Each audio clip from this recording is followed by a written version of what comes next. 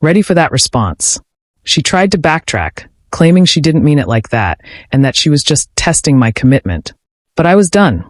I told her I wouldn't tolerate manipulation, and that our relationship was clearly not built on the trust and respect I thought it was.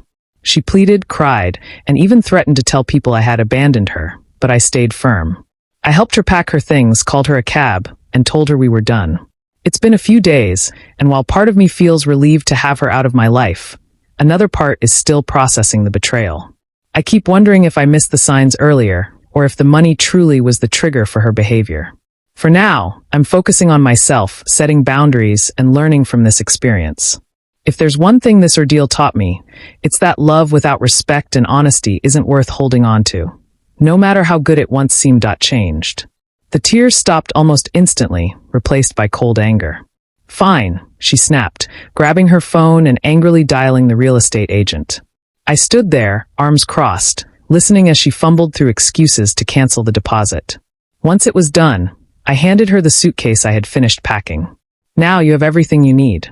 I suggest you find somewhere else to stay tonight. She glared at me, her eyes filled with resentment. You're going to regret this, she hissed. Maybe, I replied, but I doubt it.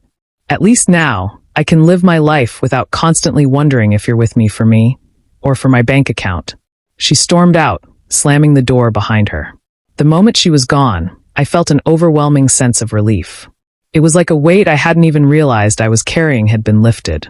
Looking back on it all, I realized that the relationship had been over the moment money became the focus. Love shouldn't come with ultimatums or manipulative tactics. Now, I'm focusing on moving forward, learning from this experience, and protecting both my heart and my finances. Froze, clearly not expecting me to have thought this far ahead. You can't do this to me, she said, her voice trembling with a mix of anger and desperation. I gave you 3 years of my life. And I thought we had something real, I replied calmly. But you showed me what you truly value, and it's not me, it's my money. You made your choice, and now I'm making mine. She stood there for a moment, glaring at me, before grabbing her suitcase and storming toward the door. You'll regret this, she spat, slamming it behind her. As soon as she was gone, I locked the door and sat down to process everything. The past few months had been a whirlwind of manipulation, entitlement, and betrayal. But now, for the first time in a long time, I felt free.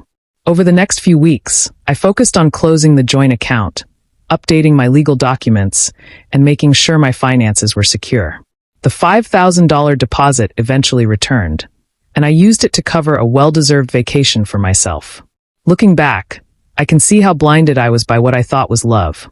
But this experience taught me the importance of trusting my instincts and protecting my boundaries. I may have lost a relationship, but I gained peace of mind, and that's priceless.